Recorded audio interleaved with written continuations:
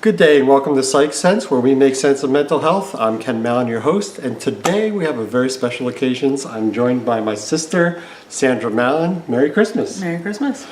So we're joined today because we're going to be learning about behavioral analysis. Maybe you've heard a little bit about behavioral analysis. Maybe you're wondering what it is. And my sister is studying to work in this area, and we're going to learn about it today. So you work today in the Bay Area over in Oakland, is that right? Yes, I teach at Skyline High School. I work with students with moderate to severe disabilities.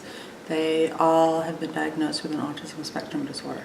I see. So you're working every day in the classroom with people who have autism spectrum disorder, and you're applying these techniques to help them out on a daily basis. Yep.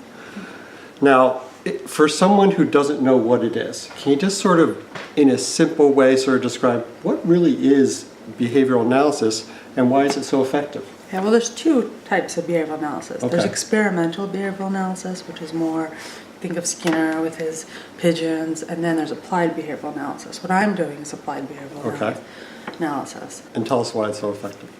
Well, what we do with applied behavioral analysis is you collect data, you do an intervention, and then you collect data again.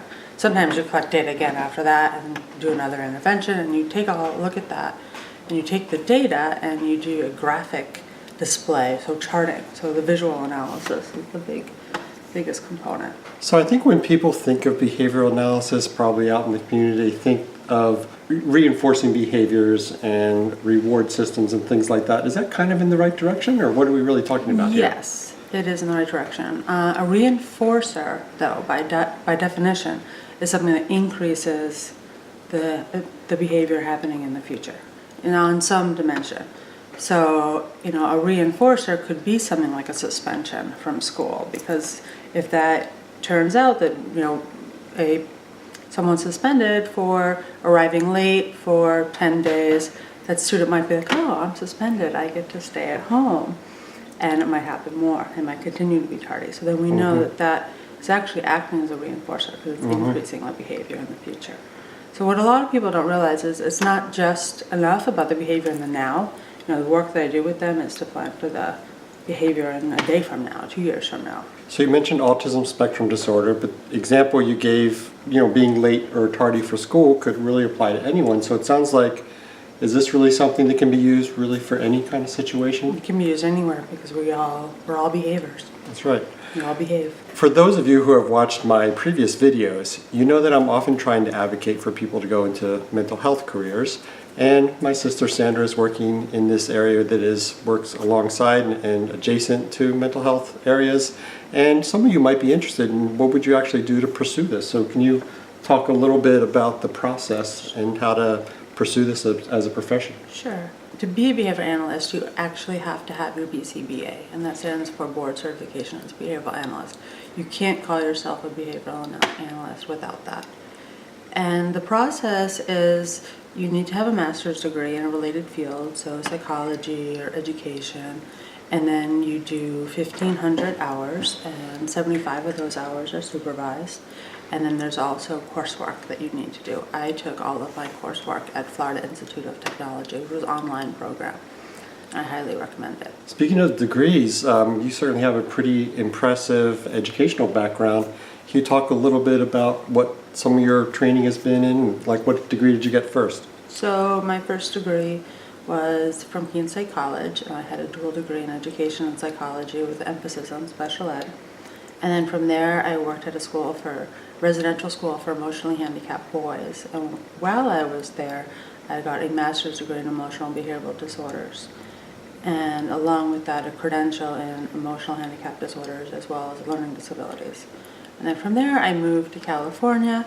And while I was in California, I went to San Francisco State and got another master's degree, this time in educational leadership and administration. So I have the ability to be a principal if I choose to do so. Wow, when you ask someone what their educational background is and it takes a few minutes, you know that they're pretty smart. So I really appreciate you coming in here. The next thing I want to ask you about is, just talk a little bit qualitatively, like, what is it like to be in the classroom? It seems like a pretty rewarding thing. So tell us a little bit about that, the actual one-to-one with students and what that's like for you. Okay, so there's a verbal operant called a mand. And a man is when you emit a verbal behavior that's coming from a motivating operation. So it'd be like me saying, I'm hungry, and that coming from not having food in a while. And then that's probably one of the most easiest things to teach first as a student, to use a man as a way of communication. So that happens, I had a student who had this little communication book, and she finally made the connection that if she pulls the one up that says popcorn and hands it to me, that I'm going to give her popcorn. And once I did that, she figured out really, oh, this book can get me what I want. And then she starts asking and asking for more things. And then from there we do more vocabulary building. That's what Skinner developed. It's called a tact. But I like man training the best, because you can really get a lot. And finally you can see their lights go on, oh, this is communication. People are going to listen to me. So I know you're trying to get the word out and trying to educate people a bit more about all these things, and you've actually started a website, haven't you? Yes. Partly my reason for setting up the website was to also prepare for the boards. So what I'm doing is there's a task list of everything that we need to know. So I'm taking elements of the task list and I'm explaining it in everyday language so that more people can understand applied behavioral analysis. So that's socialwonders.org. Socialwonders.org. I'll leave a link in the description below. And thanks for watching Psych Sense, where we make sense of mental health. I'm Ken Mallon, your host, and thanks very much for joining today. Thank you.